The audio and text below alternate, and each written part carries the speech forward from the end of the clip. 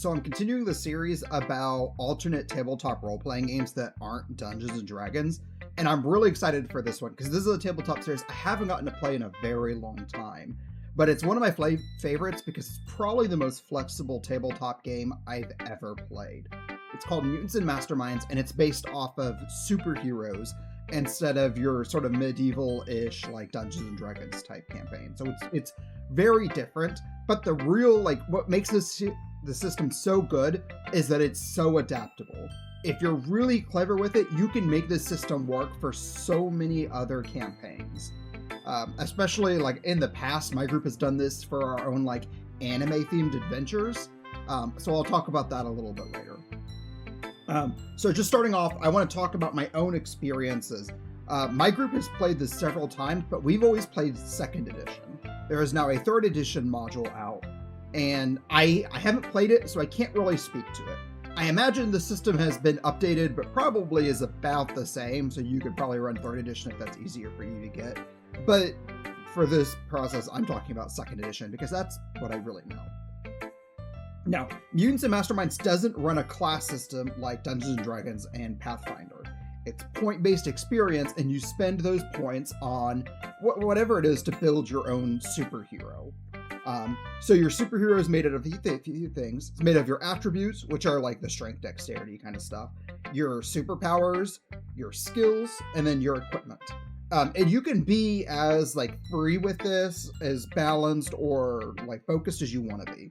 So if you want to play a character like Batman, who doesn't have any superpowers, you can kind of just ignore the powers category. And the character who has really high attributes, has lots of skill points, has really good equipment to do what they need. And that works out really easily. Or you could play a Superman type character whose entire kit is based around having massive, incredible superpowers. And then have it say, oh, well, my character may not have a lot of skills, or maybe they didn't spend as much into equipment or attribute points because you just don't really need it. And that's one of the things, I said, the system is really good because it's flexible. And there's a lot of customization for your powers as well.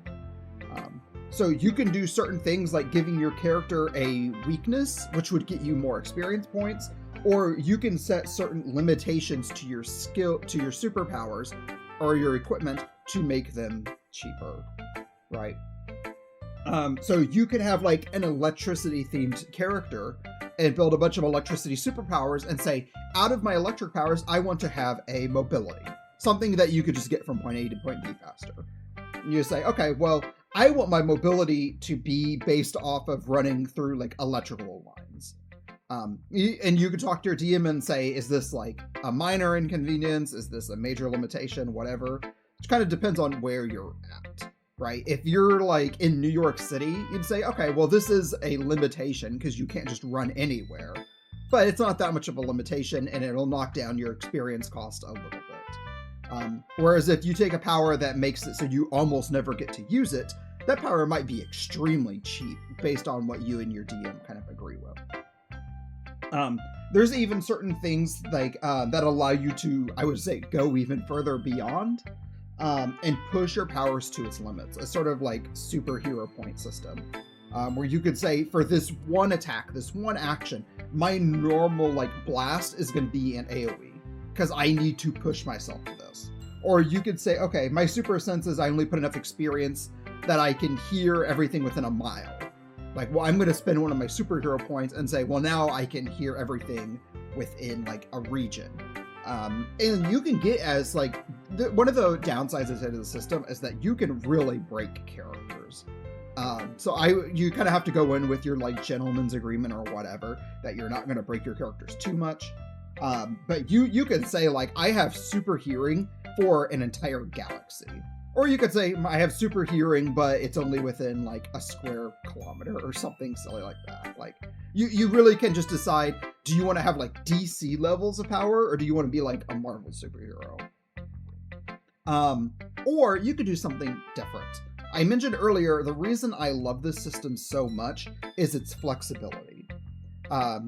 A lot of, especially if you're running the book for Mutants and Masterminds or some of the campaign material they produced for it, which admittedly I haven't actually tried. you're going to be kind of restricted to playing a superhero, which the first time my group played this, we played superheroes. We had one character that was themed off of Goku, but was very Superman, where they just had incredible strength, they had flight, laser vision, like you can really copy a superhero or just make your own as much as you want. We had somebody else in our campaign that was playing a magic-based hero. And their character, instead of being a superhero, was sort of this like a fable, like a legend. I think they made it out of a Chinese legend. I might be incorrect about that. The downside is, if my friend watches this video, they're going to come back and correct me on how I'm wrong about this. But I think they made a hero from like a Chinese folktale. And it worked out really cool. Like they were able to build that character and all of their powers within the system pretty easily. But the real flexibility is being able to say, we're going to take this system of attributes and skills and superpowers and do what we want with it in another system. So in the past, my group, this is a long time ago, my group of friends, we played a Naruto and a Bleach themed campaign. Because Naruto and Bleach were the really big animes and stuff at the time, and that was really easy. Like, I wanted to play, like, a ninja that had, like, Earth-based jutsus. So you say, okay, well, I'm just going to take the Earth-based powers, and, you know, these are the types of attacks I have, these are the types of abilities I'm going to pick from it. And it was perfect. Like, it worked so well. Like, right now, if you wanted to, like, obviously, like, the My Hero Academia universe works really well because it's superpowers. But if you have a group of friends that's like really into like One Piece, for instance, it's really easy to pick up this system and just change it to One Piece, right? You just say, instead of having superpowers, your character ate some sort of fruit.